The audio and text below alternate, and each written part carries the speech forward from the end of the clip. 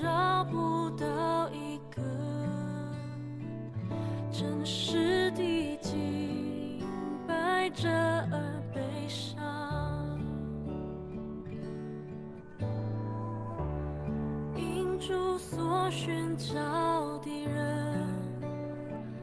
是一个真实敬拜者。我愿成为那一个以心灵诚实敬拜的人。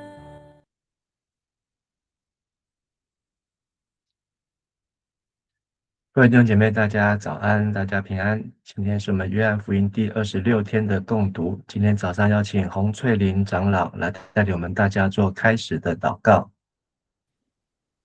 所以各位弟兄姐妹早安，我们一起来祷告。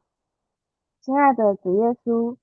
谢谢你带领弟兄姐妹在清晨的时候一起共读圣经。在我们读经之前，祈求圣灵帮助我们专注不分心，并且谦卑自己，敞开心来领受上帝话语的教导。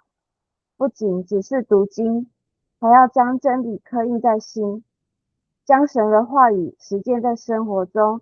求圣灵来帮助带领我们以下的时间。我们这样祷告是奉靠主耶稣基督的名求，阿们。阿们。谢谢。我们从约翰福音当中看到耶稣有7个我是。那昨天我们看完第9章，耶稣医好生来瞎眼的人。那今天接续第10章，那耶稣讲到我是羊的门，讲到我是好牧人。但是这个耶稣的这段的比喻呢，应该要把它跟第9章接着一起来看。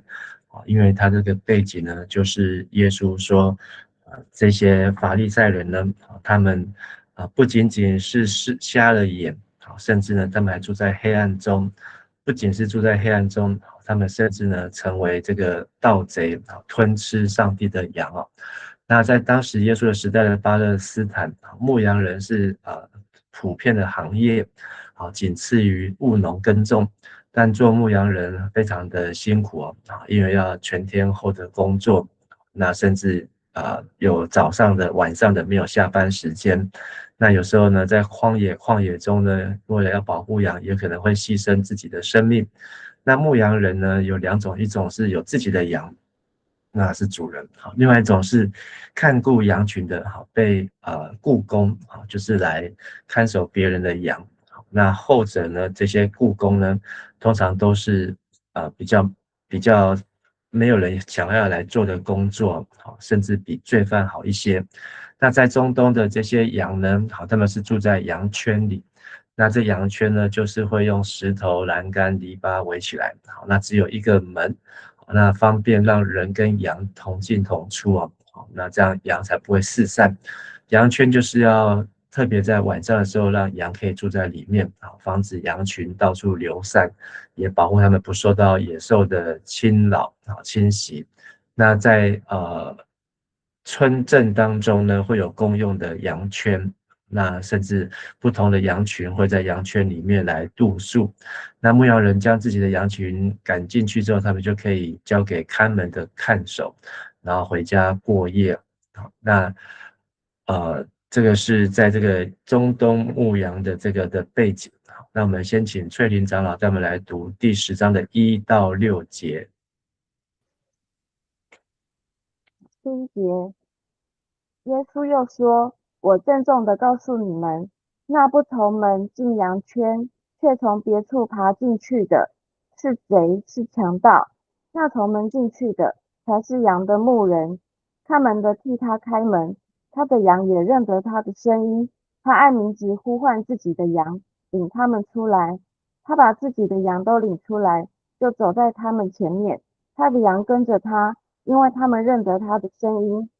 他们并不跟随陌生人，反而要逃开，因为不认得陌生人的声音。耶稣对他们说了这个比喻，但是他们不明白他所说的是什么意思。好，谢谢。那耶稣又用实实在在告诉你们了，所以在约翰福音当中，耶稣每次用实实在在就是郑重的，那这个是约翰福音当中的耶稣的特色，不从门进羊圈，从别处进去，因为我们刚刚看到，如果他从别处进去的，就是不怀好意，那他就不是走大门走大路，是贼是强盗。那贼呢就是来偷羊，羊呢强盗呢就是来抢羊啊。那只有从门进去的，开大门走大路的，才是羊的牧人。那所以在中东巴勒斯坦地区牧羊的方式呢，也很特别。那他们呢是巴勒斯坦的牧人呢是走在羊群的前面，但我们今天比较常看到西方的牧羊人呢，还有带着牧羊犬呢，是在后面在赶羊啊。但是耶稣他用当时这些普遍的行业职业，还有普遍的情境来说呢，这个羊呢是会听牧人的声音，不管是在自己的羊或是跟别人羊在一起呢，他会叫着羊的，按着名字叫自己的羊所以他们会透过声音不是动作把羊都放出来，放出来之后就带他们出去吃草，然后带他们去喝水，那带他们去白天他们的生活，那到夜晚再回来。那所以从这一段可以看出，耶稣对牧羊人其实也就是弥赛亚是基督是救主呢，有几种的描述那包括他对自己的国家有权柄，就是他是开大门走大路。那将要来的王是谁呢？就是他是城门要开门。那第三节讲到说他有开路的先锋就不是爬进来的，是有人替他来开门。那他也认识他的羊，就是他每个羊都按着名字来叫。那最后他把他的羊带出来。那所以谁替他开门呢？这里可能是指这个施洗约翰。那第4节，他不仅把羊领出来，就走在他们的前头，他的羊就跟着他，因为这些羊是认声音的。那羊的视力呢并不太好，但是羊的耳朵呢都是主要靠听觉。那他们会跟着牧羊人的声音呢就会跟上，就会跟着走。但是如果不知道羊的特性呢，那可能就会到处赶羊。那羊呢绝不会跟陌生人。第5节，因为有陌生人来呢，反而会逃走。因为羊呢是群居，生性胆小。那羊呢是非常的依赖，所以耶稣对这个羊的特性呢非常的了解。那这也是我们今天常常会用这个牧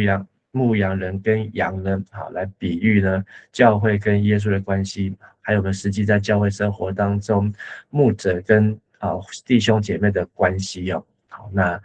能够用主的话来带领弟兄和姐妹，不仅仅是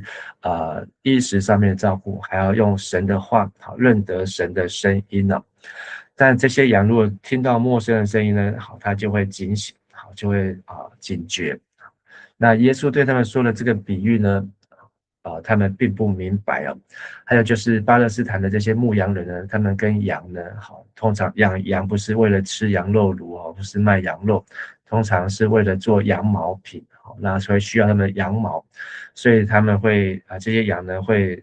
多年的来跟随牧人，那牧人就会按照羊的特征性格给他们绰号或是匿名，所以这些羊呢也会记得自己是什么样的名字。那当他们到了这些羊呢带出去呢，到了野地呢，牧羊人就会发出特别的声音，那这些羊呢就会认得，就会紧紧来跟着他。如果是陌生人学着叫呢，那这羊很厉害，那他会停下来，甚至呢会惊慌抬头。如果是陌生人继续在叫呢，那羊呢就开始逃窜，就觉得是有狼来了，或是有这个强盗来了。那但是这样的比喻呢，他们并不明白。那他们是谁呢？那么要再往回看，就是第9章，这些不信他的犹太人，可是我们从第9章再往前看呢，第8章这些不信他的犹太人呢，其实是信他的犹太人。好，那信他的犹太人到后来不信他。好，那这些原来第8章信他的人在前面是还没有信他，所以我们看见这些耶稣的受众听众，好，他们跟耶稣之间的关系信心呢，一直变来变去。好，那接下来再请翠玲长老带我们来读第7节到13节。于是耶稣又对他们说：我郑重的告诉你们，我就是羊的门。凡在我以前来的都是贼，是强盗，羊不听从他们。我是门，那从我进来的必然安全，而且可以进进出出，也会找到草场。盗贼进来，无非要偷、要杀、要毁坏。我来的目的是要使他们得生命，而且是丰丰富富的生命。我是好牧人，好牧人愿意为羊舍命。雇工不是牧人，羊也不是他自己的。他一看见豺狼来，就撇下羊逃跑。豺狼抓住羊，赶散了羊群。雇工跑掉了，因为他不过是一个雇工，并不关心羊群。好，谢谢。那耶稣在第6章讲到他就是那天上降下来的粮，他的肉是真可吃，真可喝。第8章耶稣讲到他是世上的光，是要来使瞎眼的看见，让看见的变瞎眼。那第10章耶稣讲到2个，他是羊的门，跟他是好牧人。那耶稣就提到他就是那羊的门了。好，那羊的门呢，就是透过这个门呢来进出。好，晚上是来睡觉，白天是要出门，好，去上班、去工作、去生活。好，那耶稣成为那个门呢，好，其实就知道说这个门呢，好，是要来做羊的进出口。好，如果不进出它呢，不透过耶稣进出呢，那它其他呢相关的接触呢都是危险的、有害的。好，所以耶稣用羊的门呢来表达自己是那唯一的道路、真理还有生命啊，是唯一的救恩，是保护者，也是养育者。那在耶稣之前呢，有许多人也自称自己是弥赛亚，但他们并不是真正的弥赛亚，而是想要从别的地方进来，来取得这些羊。但是呢，只有从耶稣这个羊的门呢，才能够代表这是正统的。所以羊的门是羊圈的出入口。那羊圈呢，也可以象征代表着整个律法，就是在摩西颁布的律法呢，就把这群上帝的子民呢圈在这里面，所以他就跟世上有分别，成为圣洁的神的子民，然后君尊的祭司，是神圣洁国度的百姓。那这个律法呢，就是用旧约，像是旧约把百姓看守在这边，让他们不要去拜其他的神，不要去依靠世上其他虚无的神明。那但是呢，耶稣成为这个律法的唯一出口。他们如果没有耶稣基督呢，他们就活在律法以下，那就过着法利赛人遵守律法的生活。但是呢，耶稣成为这个牧人，成为这个羊的门呢，就是让他们可以看到终于有牧人可以把他们带出进入那个流奶与蜜之地。所以律法呢是启蒙的师傅，加拉太书是看管的老师，是他们灵性还没有完全成长的时候呢，律法是帮助他们。但是呢，不能够把律法这些羊圈呢当成神来服侍，就好像这些石头呢不是他们最主要的依靠保障，而是真正的牧羊人。罗马书10章4节也说，律法的总结就是基督，凡信他的都得着义。所以这个羊圈呢的出口，律法的出口就是耶稣基督，那入口呢也是耶稣基督。所以要了解律法，要明白真理，也必须要透过耶稣基督。这也是马太福音第5章耶稣在登山宝训当中的教导。他来不是要除去律法，而是要完全律法。而且呢，所有先知和道理的律法和先知道理的总纲呢，就是这些的福音，就是要遵守神的话，就是你们要愿意怎么样人待你们，就要怎么样待人啊。好，那这也是耶稣基督他成为一个律法的这个教导的门教导的门哦。好，那但是呢，耶稣说，这些如果不从这个门来的，耶稣很快提到自己是门，但是后面又继续提到这个门呢，耶稣不仅仅当一个守门员，看门者，那他这个成为这个门当中呢的一个牧人，因为盗贼来要偷要杀要毁坏，而我来是要使他们得生命，所以耶稣这个门呢，不是要把他们通通一个一个送去屠宰场，而是要带他们进入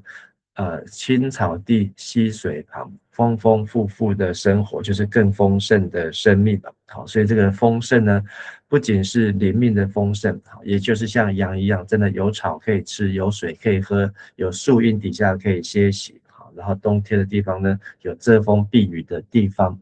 那耶稣呢，不仅成为这个门，还是移动式的牧人，把他们带出这个门之后呢，要继续做牧人的工作。但11节，耶稣呢，第4个我是就是我是好牧人哦，第3个是我是羊的门。什么是好牧人呢？好牧人就是愿意为羊来舍命哦。为什么会为羊舍命呢？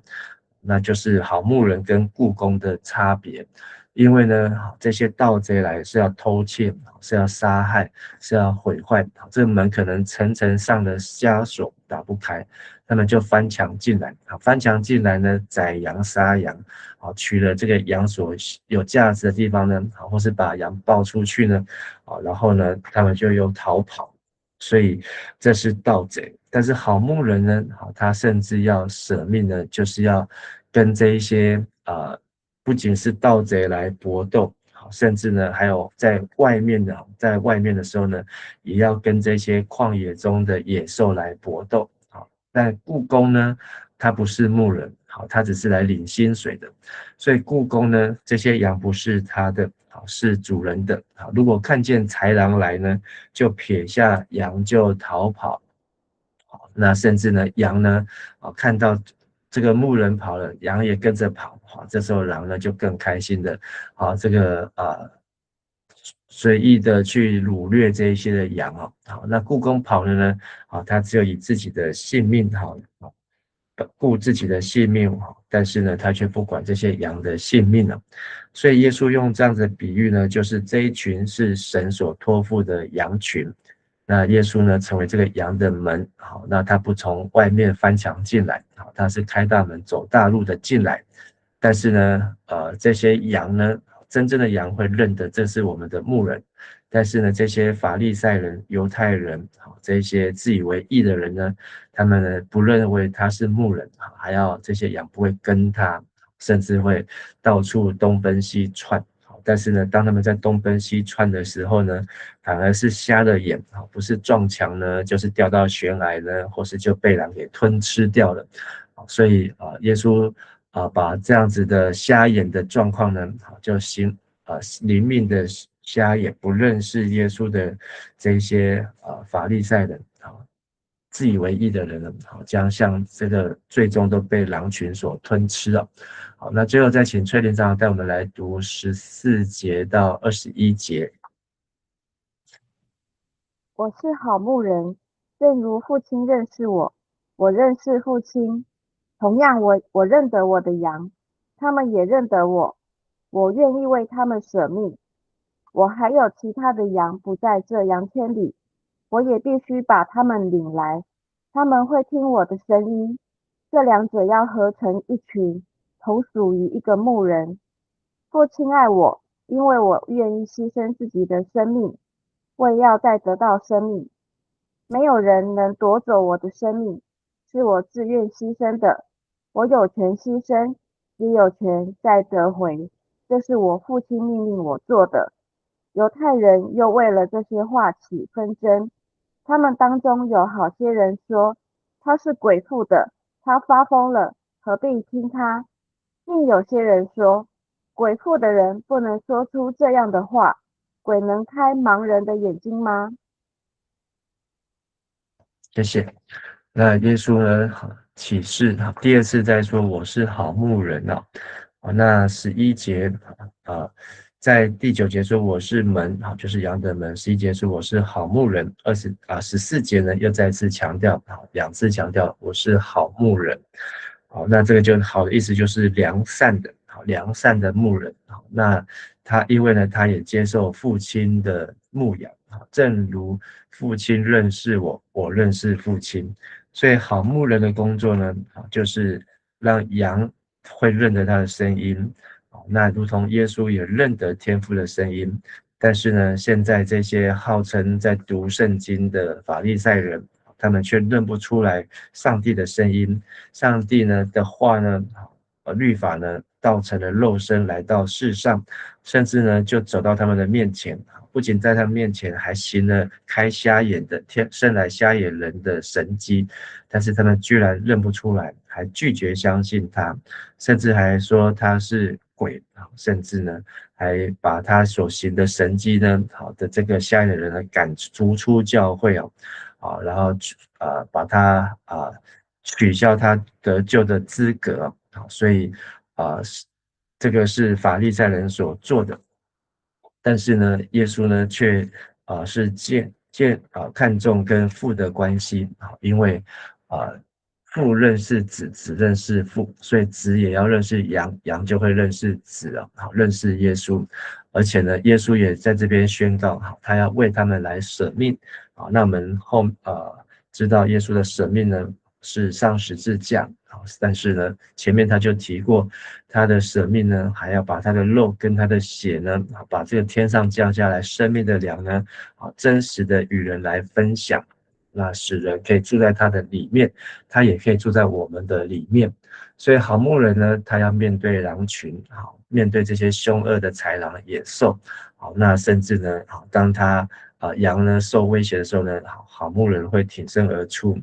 那甚至好牧人呢也会放下那99只的羊去寻找那一只迷失的羊让这只迷失的羊呢也可以回到羊群中因为他认得每一只羊他也记得他们的名字。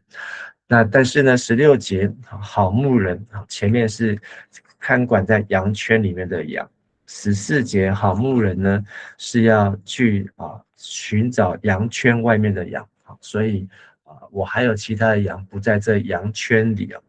所以耶稣在这边也启示说这个律法圈住的羊呢就是犹太人以色列人亚伯拉罕应该说是雅各的后裔因为亚伯拉罕后裔很多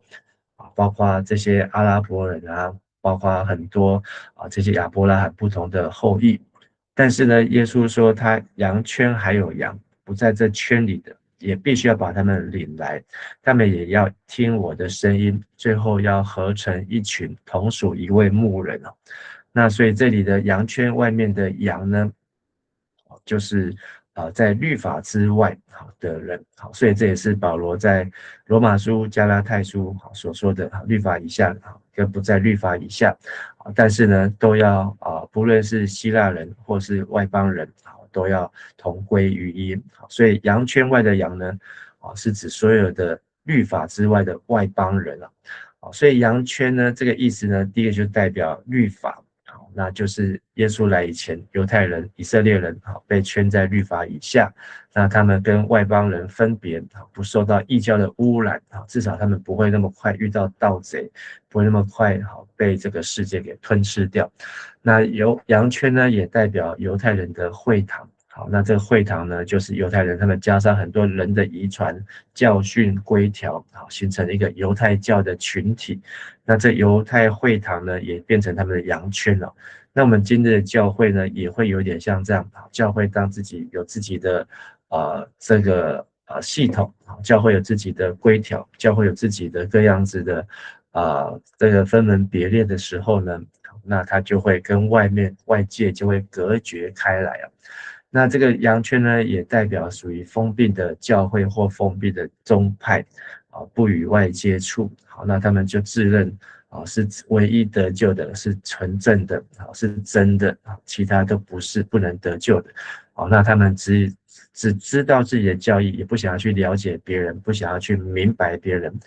那只活在这个乌托邦的世界当中呢，像是高墙底下的这些羊圈呢，这些羊呢就会受压制，受成长。那最后呢会变成井底之蛙，因为他们不晓得原来基督的身体在这个世界上还有这么多的教会。那我们在教会当中也是需要明白我们为什么是这个教会，还有其他教会跟我们有什么不一样。所以这也是我们在上 A1 课程的时候会来帮助大家明白我们为什么是长老教会，跟其他教会不同点在哪里。那其他教会哪些是属于正统，哪些是被视为异端，我们要去明白，否则我们真的没有办法去听见牧羊人的声音，我们只会听到我们看得见的牧羊人的声音，但是听不见那个看不见真正的大牧者牧羊人的声音。所以耶稣这段的比喻呢，就是在律法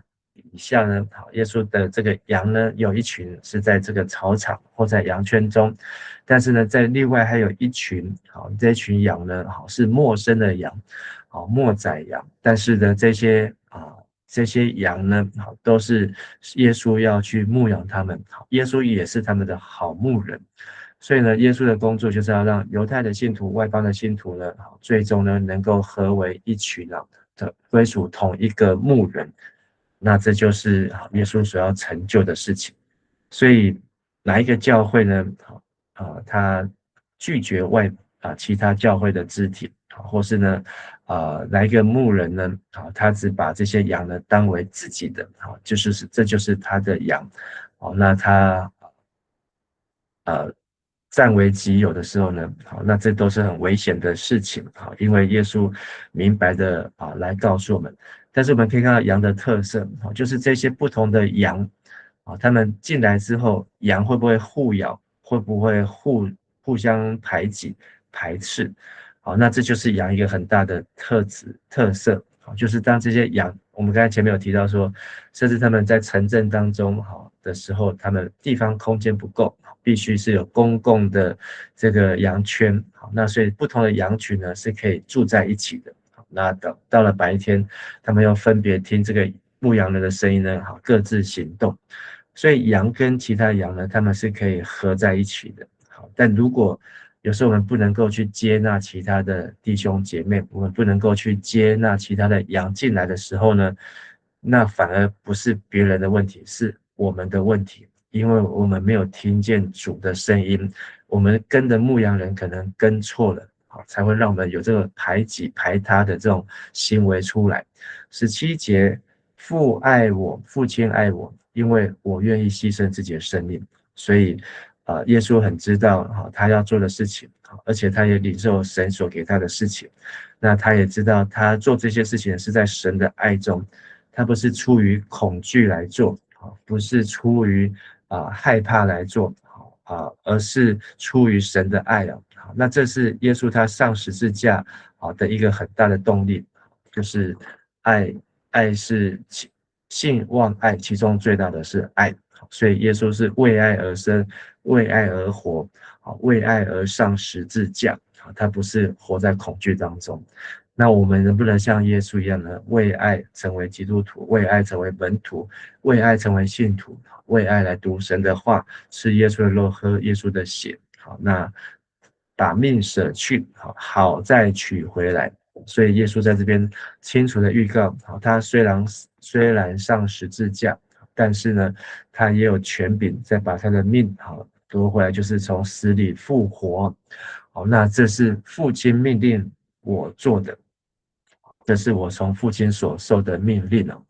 所以他有权，他是自愿牺牲，也有权柄牺牲，也有权柄再取回。那这一段呢，18节是耶稣的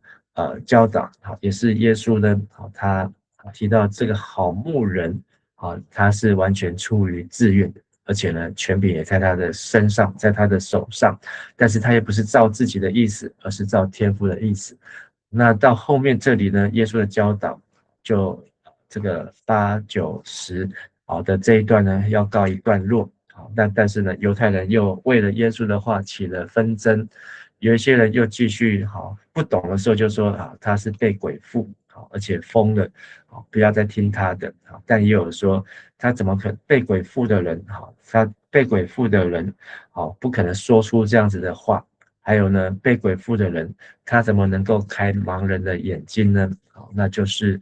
这个必是就是在这个生来瞎眼的人的第9章。那他怎么能够开他的眼睛呢？所以呢，又分裂了。所以在第7章的时候，耶稣说他是活水的江河，真理叫人得自由。那他们没有办法明白，就分裂。现在呢，又到了第9章，又分裂完之后又分裂。所以我们看到这个分裂呢，跟五饼二鱼的效应呢不太一样。五饼二鱼是一开始来了很多的人，但是到最后呢，一个一个走了，然后耶稣还走到问这12个门徒：你们也要离开我吗？但是呢，他们宣告耶稣有永生之道，所以从上万人呢，剩下几十个人，或是只有10几个人，那剩下呢，信他的又一个一个人分开。所以我们会看到这个进天国真的是一个窄门，是要努力才能够进去。如果不有前进，就后退。这世上呢，盗贼魔鬼会一直来把我们偷窃杀害，让我们没有办法进入真理。今天的金句16节，我还有其他的羊不在这羊圈里，我也必须把他们领来，他们会听我的声音，这两者要合成一群，同属一个牧人。那我们看见羊不会吃主人的畜，那在教会当中，很多的弟兄姐妹会为牧师吃醋，这个牧师比较关心我们，这个牧师比较不关心我们，然后呢就会吃醋。但是羊不是这样，羊是老老实实的跟着主人走。那就算有其他的羊进来，那他们只要有草可以吃，有水可以喝，谁就是他们的主人了。所以当我们在教会当中若争风吃醋的时候呢，其实是我们没有听见主人的声音，我们没有认真的吃草，没有认真的喝水，所以我们才会在争风吃醋。当我们有草吃，有水喝，有耶稣的肉和耶稣的身体，我们就吃了就不再饿，喝了就不再渴，不用去争风去吃醋。今天主耶稣如果呼唤我是否能够认出他的声音呢？当耶稣叫我们的名字的时候，第一时间我们是不是能够像羊这么厉害，分出哪个是主人，哪个是盗贼？这是我们要学习的功课。假如我们认出主人的声音，主人叫我们跟他一起出去，我们是否愿意跟着他走呢？感谢耶稣为羊舍命，因为他不仅救我们，但是他不是只有救我们而满足，他也宣告他是好牧人，外面有羊，所以他把外面的羊也要带到带到我们的当中，跟我们合成一群了。所以我们应该都要来跟随主，我们不是那个主人自己来决定谁可以进来，谁不可以进来，而是我们要跟随听主的话，跟随主的脚步。我们一起来祷告。亲爱的天父上帝，我们谢谢你让耶稣基督成为我们的羊，耶稣是羊的门，耶稣是好牧人，耶稣是天上的粮，耶稣是世上的光，都喂饱我们的灵魂，让我们不会为了有得着没有的，为了世上的事物这些眼睛上看得见的事物而觉得不饱足，或是觉得觉得嫉妒。感谢主耶稣，你喂饱我们的灵命，让我们知道你就是世上最美好的一切。也求主来保守我们，让我们不遇见试探。特别在有这些世上的盗贼，还有要来偷窃，要来杀害，要来毁坏要来破坏基督的真理的时候，也求圣灵保惠师帮助我们，让我们能够穿戴全副的军装，来抵挡仇敌一切的诡计。我们也把今天各样的工作、各样的学习、各样的功课也交托在主的手中，让我们都能够在一边工作的时候，能够听见主对我们说话的声音，也能够甘心乐意的跟随主来走。我们这样祷告祈求，奉主耶稣的名，阿们。谢谢翠玲长老，谢谢大家，大家平安。谢谢牧师，谢谢牧师，谢谢长老，大家平安。我站在这谢谢牧师。谢谢牧平安，师。平安。